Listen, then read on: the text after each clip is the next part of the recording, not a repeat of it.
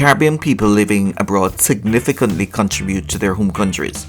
Frequently, discussions arise among locals in the Caribbean about their compatriots residing overseas. At times, these conversations are about the contents of the barrel sent to them. Some individuals express disinterest in receiving used items, while others hope for more expensive goods to be in these barrels. Relatives living abroad often have high expectations placed on them by their family members in the Caribbean. They may send remittances, support family businesses, provide financial assistance to friends, and even fund education of many Caribbean people. Additionally, they often contribute to the healthcare needs of their family members and friends by sending money.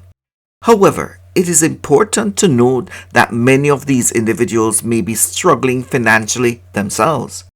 In the United States today, a significant number of Caribbean people experience poverty, and many of their countrymen and women have no understanding of how hard it is to work in the United States. Sometimes many of them will work 2 or more jobs, sacrificing their own families and healthcare in order to support family members in the Caribbean. The Learning Journey, in association with Rass Audio, presents Did You Know? And this week topic is titled Caribbean People in the United States, Balancing Expectations and Contributions Amidst Economic Challenges. Let me bring this into context.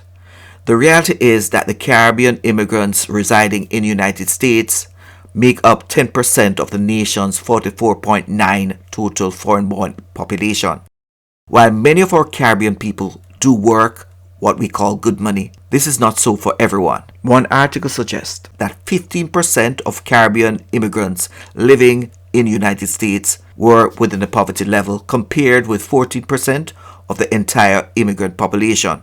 According to Oxfam, over 40 million people in the United States live in poverty. This includes segments of the Caribbean population as indicated before.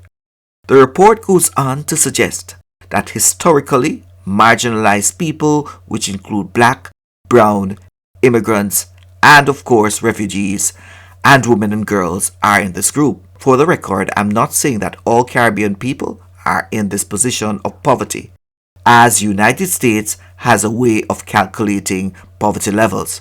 But when our Caribbean people find themselves in poverty in the United States, it has a lot of consequences. They will have lower income level when compared to their white counterparts, and this creates problems in improving their lives. It also means that if they have children, these children will be attending in many cases low-performing schools, since property taxes are the main source of funding schools in the United States. It also means that they will only be able to live in low-income housing. And within these areas, it's a stress within itself. Not to mention health issues. We all saw and experienced the impact of COVID-19. Many of our Caribbean people died before they could get the needed attention. Many were unable to return to their home that they always wanted to return to. Being poor in the United States, it means that you could have food insecurity, which means you're worried about where your next meal will come from or being unable to purchase healthy food. Yes, there are sometimes Caribbean people in the United States who are unable to buy the food they want. In summary, poverty impacts our health, education attainment, economic mobility, and also leads to other problems. So when you see Miss Matty from Jamaica, who does a living job where she's only allowed to go home once a month, and she's building her house by Lilliput, don't say she's rich. Don't ask her to buy a Nike shoes for $200, because she can't afford to buy herself the same. And when she drops her ton of steel that took her 3 months to save and buy, don't let others come and steal it.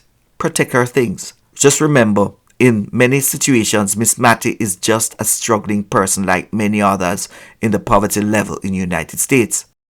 Let me end by saying, for those who quarrel about what should be placed in a barrel, or what items should not be sent, or ask someone before they leave Jamaica for their shoes, blouse, and other items before they return to the United States, just remember, not everyone living in the United States have the ability to supply your needs. Oftentimes, many are poor, but their willingness to help others is what keeps them going. Over to you, Rossi.